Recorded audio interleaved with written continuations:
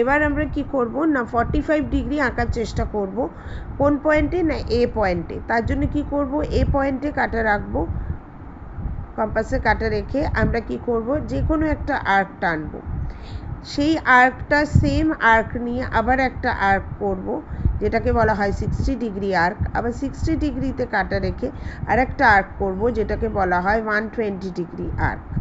তো এই আর্কটা 60 ডিগ্রির আর্ক, এই আর্কটা 120 ডিগ্রি। মানে কি আমি যদি এরকমভাবে রাখি আমার প্রোটেক্টর, তাহলে প্রথমটা দেখো 60, তারপরটা 120। 60 আর 120 ভিতর ডিফারেন্স কত? 60 ডিগ্রি। তাকে যদি বাইসেক্ট করি তাহলে 30 ডিগ্রি পাই। এবার তাদেরকে আমরা বাইসেক্ট করব। কেন বাইসেক্ট করব? 90 ডিগ্রি পাওয়ার জন্য। এই যে পেলাম একটা, এই 90 ডিগ্রি হলো। 90 ডিগ্রি লাইনটা আমরা এই আর্কের ওপর বসিয়ে নেব, কারণ 45 ডিগ্রি পেতে গেলে 90 ডিগ্রিকে বাইসেক্ট করতে হবে। তার জন্য এই আর্কের ওপরে একটা লাইন দিতে হবে, যে লাইন থেকে আমাকে কাটতে হবে। এই যে আমার 45 করতে গেলে এই যে 90 ডিগ্রিটা হলো, এই পয়েন্ট থেকে আমি একটা কাটিং মার্ক নেব, এই পয়েন্ট থেকে একটা কাটিং মার্ক নেব, তবে 45 ডিগ্রি হবে। দেখো তাই করেছি। এখান থেকে একটা কাটিং মার্ক নিয়েছি, মানে একটা আর্ক নিয়েছি, আর এখান থেকে একটা আর্ক নিয়েছি। তাহলে কি হলো, এই দুটো আর্ক, এই যে 90 ডিগ্রি বাইসেকশন পয়েন্টটা কি না এইটা, তার মানে কি এই অ্যাঙ্গেলটা আমার 45 ডিগ্রি হয়েছে।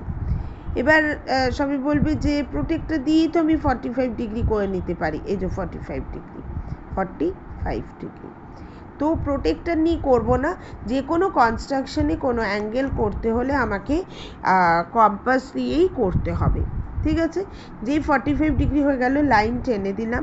তাহলে এ দিয়ে আর কি লাইন আছে? এন তো হয়ে গেছে, তাহলে এলএ আছে, তাহলে এই লাইনের ওপরেই এলএ থাকবে। আমরা কি করব, এখানে এলের মেজারমেন্ট নিয়ে নেব। এই মেজারমেন্টটা নেব, এরকমভাবে বসিয়ে কাটা বসিয়ে, সবসময় কাটা বসিয়ে মেজারমেন্টটা নেব। এখানে যে মেজারমেন্টটা করব সেটা যেন ঠিক থাকে। কাটা বসিয়ে নিলাম, সেই কাটা এখানে বসালাম, বসিয়ে নিলাম। হয়ে গেল এলএ, তাহলে এন হয়ে গেল, এলএ হয়ে গেল। তাহলে বাকি পড়ে আছে কি এনডি আর এলডি। তাহলে এখান থেকে হবে এলডি, এখান থেকে হবে এনডি। আমার রাফেই দেখতে পাচ্ছি সেটা। তাহলে প্রথমে আমি আমার এনডিটা তৈরি করলাম। এনডি নিলাম এখান থেকে এই পর্যন্ত, নিয়ে এনডি করলাম, এনডি। তারপরে নিলাম এলডি,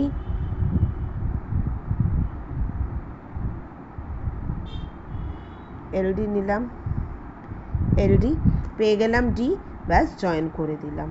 এগুলো জয়েন করে দিলাম। জয়েনটা সাবধানে করব যাতে পয়েন্টে পয়েন্টে মেলে। ঠিক আছে, তো এইগুলোর মাপ পাশে পাশে দিয়ে দেব। এটা হচ্ছে তোমার এলডিটা হচ্ছে তোমার 3.5 সেন্টিমিটার, আর এনডিটা হচ্ছে 4 সেন্টিমিটার। ঠিক আছে, এবং এখানটায় লিখবো LAND is a quadrilateral where LA is equal to এত, AN is equal to এত, ND is equal to এত, LD is equal to এত, আর angle LAN is equal to 45 degree. ঠিক আছে, দরকার হলে তোমরা এখানে কোয়াড্রিল্যাটারালের একটা সিম্বল দিতে পারো। ঠিক আছে, এটা না দিলেও হবে, এখানে কোয়াড্রিল্যাটারাল লেখা আছে। ওকে, আশা করি বুঝতে পেরেছো।